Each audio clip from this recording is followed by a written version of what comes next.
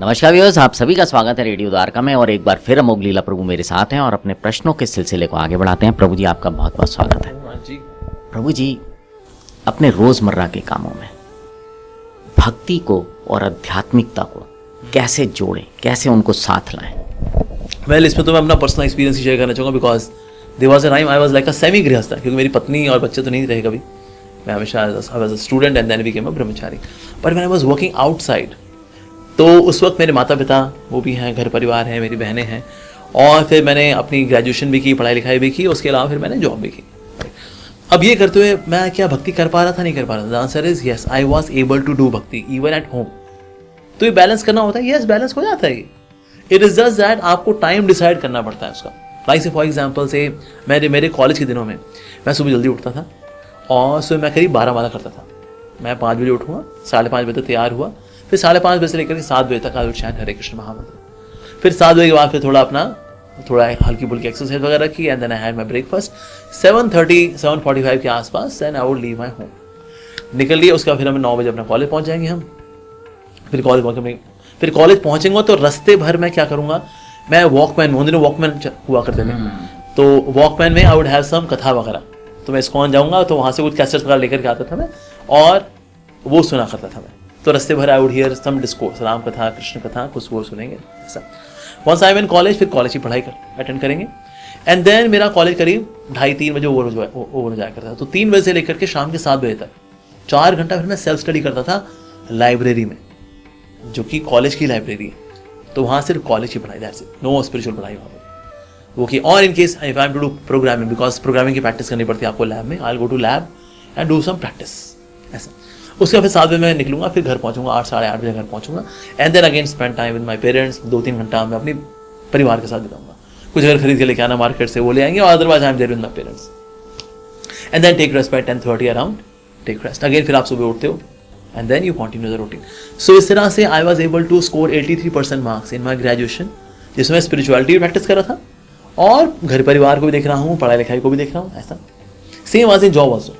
Job में भी अब सुबह मेरी कैब आ जाया करती थी 8 बजे, क्योंकि हमारा ऑफिस है 8:30 बजे का है, तो इसलिए 7:30 आ जाया करती। So it used to be 1 hour of journey. 1 hour में आई वुड रीड समथिंग रास्ते में, कुछ भगवद गीता, भागवतम वगैरह पढ़ेंगे, 1 घंटा पढ़ेंगे, और सुबह ऑफकोर्स थोड़ा नाम जप करके रास्ते में पढ़ाई करके, and then I reach my office. Office में काम धाम किया जो करना है। उसके बाद फिर वापस आते हुए I take some power nap, क्योंकि थोड़ी थकावट हो जाती है, तो इसलिए सो गए थोड़ी देर के लिए, 20 मिनट के लिए सो गए। So that's very refreshing. And then again I would listen to some kind of discourse. Once I reach home, then again I am there with my parents. मैं हमारा 6 बजे तक अब घर पहुंच गया। 5 बजे हमारा ऑफिस ऑफ हो गया और अब मैं 6 बजे घर पहुंच गया। Now I am there with my family. और थर्सडे को मैं जाया करता था मंदिर, ISKCON temple, ISKCON east of Kailash. वहाँ पर हमारी क्लासेस हुआ करती थी। On Sunday morning I will go for Mangal Aarti, every Sunday morning. तो मेरा घर था गोल मार्केट में। अब मेरे को ईस्ट ऑफ कैलाश पहुँचने में लगते थे करीब 1 घंटा लगता था। तो मैं एक दिन पहले शाम को एक ऑटो रिक्शा बुक करता था। उस दिन ओला ओवर तो होती नहीं थी तब, तो मैं बुकिंग करूंगा, फिर वो 3:30 आ जाएगा। फिर वो बल्कि कहता था, मैंने बोला था, मैं देखिए 70 रुपये लगते हैं यहाँ से वहाँ के, मैं तेरे को 100 रुपये दूंगा, एक्स्ट्रा रुपये दूंगा तेरे को। कहता सर बहुत बढ़िया सर, वेरी गुड। तो खुद खड़ा होता था वहाँ पर वो, and then I would board the auto rickshaw, थोड़ा सा लपेट लो बोर्ड करके, सर्दी के दिनों में पहुँचेंगे हम वहाँ। 4:30 I would attend Mangal Aarti, chant japa with devotees, attend Bhagavatam class and all that, doing some seva. उन दिनों हम यूथ फोरम में थे, तो इसलिए हम वी डू यूथ की सेवा। तो यहाँ प्रसादम डिस्ट्रीब्यूशन, मंदिर में कुछ साफ सफाई करना, ये सब सेवा वगैरह करना।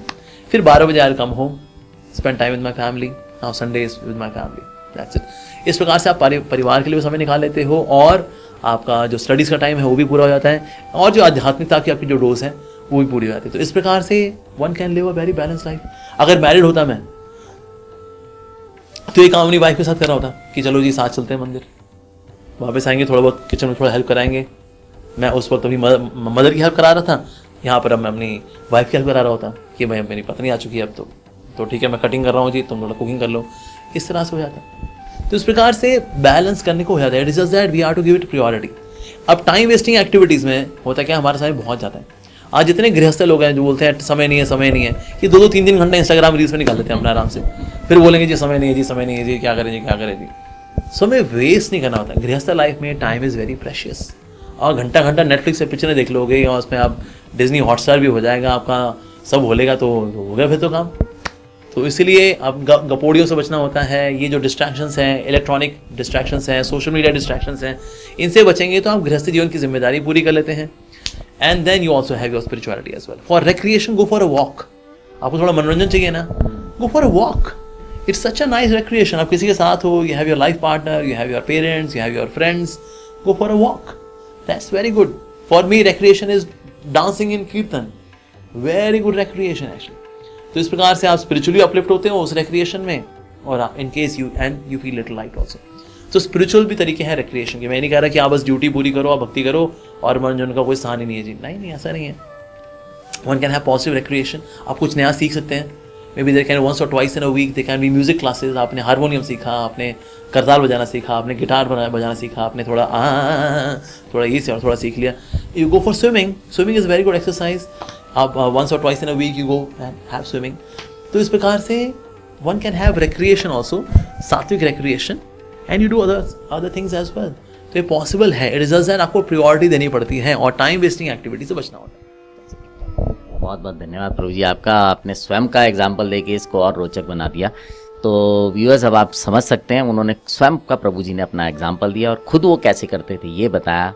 तो इसका मतलब अगर आप भी करना चाहें तो कर सकते हैं, बस समय की जो प्रायोरिटी है उसको थोड़ा बदलना होगा। आपको अपने जो हैं ज़रूरी चीज़ें उनको समझना होगा। अब आपसे विदा लेते हैं, जुड़े रहें रेडियो द्वारका के साथ। और अगर आपके मन में कोई प्रश्न है तो आप कमेंट बॉक्स में लिख सकते हैं, और इस सीरीज़ का जो लिंक है वो डिस्क्रिप्शन बॉक्स में है, वहाँ जाकर भी आप और एपिसोड सुन सकते हैं। अब आपसे विदा लेते हैं, जुड़े रहें रेडियो द्वारका के साथ। और प्रभु जी आपका बहुत बहुत धन्यवाद है।